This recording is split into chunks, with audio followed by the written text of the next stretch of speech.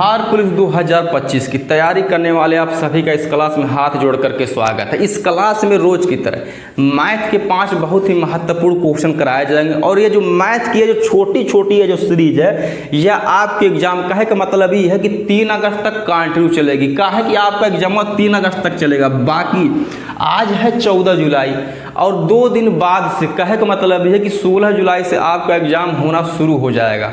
अर्थात आपका heart beat वैसे वैसे बढ़ता जा रहा है, लेकिन ऐसा 1% नहीं होना है। कहा कि हम पढ़े हैं आपसे, लेकिन एक यही रिक्वेस्ट है कि आप नया पढ़ने का प्रयास 1% मत करें। कहा है अगर नया पढ़ने का प्रयास करेंगे तो यह आपके एग्जाम के लिए बहुत ही घातक साबित होगा, जो कि मैं नहीं चाहता कि ऐसा हो। बाकी आप जो पढ़े हैं उसी को आप रिविजन करिए और आपका जो एग्ज़ाम है जान लीजिए 110% बहुत ही बेहतरीन जाएगा। बस अब हम आते हैं अपने क्वेश्चन नंबर फर्स्ट पे। कहा है कि भैया आपका टाइम बहुत ही कीमती है, 2 दिन बाद से आपका एग्जाम होना, तो आपका टाइम लेना ज़्यादा सही नहीं। सीधे हम आते हैं अपने क्वेश्चन पर। 5 क्वेश्चन करेंगे, अब लास्ट तक देखिएगा, उसके बाद तब लाइक करिएगा, नहीं तो लाइक मत करिएगा। लास्ट तक देखिएगा, कंटेंट पसंद आएगा। बाकी ये मैथ की 12वीं क्लास है। अब हम आते हैं अपने क्वेश्चन नंबर फर्स्ट पे। ए तथा बी की वर्तमान उम्रों में अंतर 15 वर्ष है। 10 वर्ष बाद उनके उम्रों का अनुपात 4:7 हो जाएगा। बी की वर्तमान उम्र बताइए। पहली बात तो यह है भैया है 2 लोग, एक का नाम ए है एक का नाम बी है, या हम यह भी कह सकते हैं इसमें 2 प्राणी है। इस क्वेश्चन में एक का नाम भैया ए है एक का नाम बी है और इसमें यह बोला है जो इनकी जो वर्तमान जो उम्र का जो अंतर है 15 वर्ष है और जो इनका जो भैया उम्र का रेशियो जो दिया गया है वो भैया 10 वर्ष बाद का दिया गया है और वो भी है 4:7। अभी जब 10 वर्ष बाद का जब भैया रेशियो है, लेकिन जो अंतरवा या डिफरेंसवा दिया है 15 वर्ष वो वर्तमान का। लेकिन एक बात हम यह समझ लेते हैं, अगर मान लीजिए 2 लोग हैं, एक पिताजी है एक पुत्र जी है। अगर सपोज दैट अगर पिताजी की आयु अगर मान लीजिए प्रेजेंट टाइम में 50 वर्ष, एकदम ध्यान से सुनिएगा, 50 वर्ष है और जो पुत्र की आयु है सपोज दैट भैया वर्तमान में 30 वर्ष है। अगर यह बोल दे कि भैया 10 वर्ष बाद इनकी आयु क्या होगी, कहे का मतलब ये है अगर हम ध्यान से देखेंगे कि इनकी जो वर्तमान उम्र में जो भैया अंतर है 20 वर्ष का, यानी कि 50 में से 30 घटाएंगे 20 वर्ष। अगर 10 साल बाद अगर पूछेगा तभी भी अंतर यही होगा। अब कैसे हम देखते हैं, अब 10 वर्ष अगर बाद बोलेगा तो भैया 10 वर्ष पिताजी भी बड़े होंगे, 10 वर्ष ये भी बढ़ेंगे, अर्थात 50 10 60 30 10 40। अब यहाँ पर भी आप देख सकते हैं यानी कि 10 वर्ष बाद भी जो इनकी उम्र में जो अंतर है वह 20 वर्ष का है। तो सेम वही क्वेश्चन है, जब इनकी जो वर्तमान उम्र में अगर 15 वर्ष का अंतर है तो भैया 10 वर्ष बाद भी वो अंतरवा सेम होगा। अब जब अंतर अगर दिया है 15 वर्ष तो भैया का है ना उम्र का जो अनुपात है उसको हम माइनस कर लेते हैं, अर्थात 7 में 4 है 3, तो 3 बराबर हो जाएगा 15 जो कि दिया गया वो। लेकिन वर्तमान के ध्यान में ही रहना चाहिए, वर्तमान का है भैया। 1 बराबर आ गया 5 यानी 3 5 15। तो पहले अब हम जो 10 वर्ष बाद का ये जो रेशियो दिया है तो पहले हम इनका उम्र निकाल लेते। कहा है कि अनुपात दिया, गर्मी बहुत ज़्यादा हो रही है। बाकी अब 5 चौके 20 वर्ष, 5 7 35। कहने का मतलब ये है जो ए की उम्र है वो भी 10 वर्ष बाद की 20 वर्ष है और जो बी की उम्र है वो भी 10 वर्ष बाद की 35 वर्ष है। लेकिन इसमें यह पूछा है तो बी की वर्तमान उम्र बताइए। अब जो बी की जो उम्र है 35 वर्ष है वो भी 10 वर्ष बाद की। अगर हमको भैया वर्तमान में आना है तो भैया 10 वर्ष तो कम करेंगे बी वाले उम्र में से, अर्थात 35 में से जब हम 10 घटाएंगे आ जाएगा 25 वर्ष। तो यानी कि जो बी की जो वर्तमान उम्र है वो 25 वर्ष है, जो कि ऑप्शन नंबर हमारे दिया है बी में। लास्ट तक जुड़े रहिए तब कमेंट करिएगा, वैसे कमेंट 1% नहीं, लास्ट तक देखिएगा उसके बाद तब बताइए क्लास कैसे लगी। अब हम आ जाते हैं अपने नेक्स्ट क्वेश्चन पे। तो हमारा नेक्स्ट क्वेश्चन है बहुत दमदार और बहुत खतरनाक क्वेश्चन, आपके एकदम exam oriented question. Bihar police exam 2025 के 50 छात्रों की एक कक्षा में लड़कों और लड़कियों का अनुपात 2:3 है। लड़कों का औसत अंक 60 है और लड़कियों का औसत अंक 70 है। कहे का मतलब ये है कि लड़कियां लड़कों से ज़्यादा पढ़ी लिखी हैं। काहे कि भैया इस क्वेश्चनवा में जो लड़कियों का जो औसत अंक भैया लड़कों के औसत अंक से ज़्यादा है। अब हम पढ़ते हैं आगे क्वेश्चन को।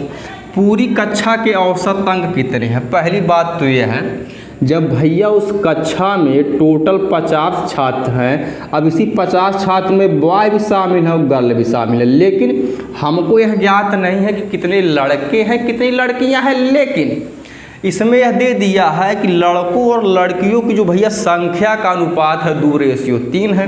तो इसी अनुपात की ही मदद से हम यह निकालेंगे कि लड़कों और लड़कियों की संख्या एक्चुअल में है कितनी, अर्थात बी रेशियो यानी कि बॉय रेशियो गर्ल 2:3 दिया है।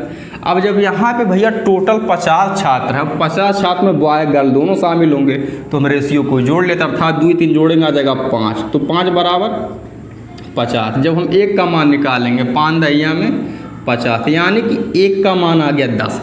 अब हम इसी की मदद से हम यह ज्ञात करेंगे कि उस कक्षा में लड़के और लड़कियां एक्चुअल में है कितनी, अर्थात 10 का गुणा जब हम 2 से कराएंगे 10 दूना 20, यानी कि उस कक्षा में भैया टोटल 20 लड़के हैं। अब फिर इसी की मदद से, अर्थात कहे का मतलब ये है कि 10 का गुणा जब हम 3 से कराएंगे आ जाएगा 10 3 30। कहे का मतलब ये है कि उस कक्षा में टोटल भैया 30 लड़कियां हैं, लेकिन आगे ही बोला कि लड़कों का औसत अंक 60 है और लड़कियों का औसत अंक 70 है। आपको एक नहीं आपको 10,000 बार बताया जा चुका है, जब कभी भी औसत दिया रहता है तो सबसे पहला काम हमारा यही होता है कि उसका योग निकालना। तो हम योग निकाल लेते हैं। तो योग बराबर होता है औसत गुणे संख्याओं की संख्या। तो भैया पहले हम लड़कों के अंकों का योग निकालेंगे, उसके बाद फिर लड़कियों के अंकों का योग। अब यही होता है योग बराबर औसत गुणे संख्याओं की संख्या। अब जब यहाँ पे लड़कों का औसत अंक 60 दिया है, यानी कि 60 गुणे संख्याओं की संख्या, अर्थात कहने का मतलब ये है टोटल भाई यहाँ है 20 लड़के।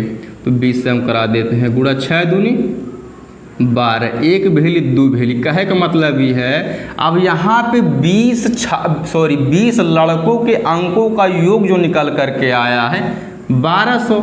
उसी प्रकार से भी हम लड़कियों का निकाल लेते हैं। अब यहाँ पे फिर हम योग निकाल लेंगे, क्योंकि लड़कियों का औसत अंक 70 दिया है, तो योग बराबर हो जाएगा औसत गुणे संख्याओं की संख्या, अर्थात 70 गुणे संख्याओं की संख्या। कहने का मतलब है कि टोटल 30 लड़कियाँ हैं। अब 3 7 21, उसके बाद 1 भेली 2 भेली। कहे का मतलब ये है अब यहाँ पे लड़कियों के जो अंकों का योग निकल करके आया है कुल 2100। गर्मी बहुत ज़्यादा हो रही है, बाकी उससे कोई प्रॉब्लम नहीं।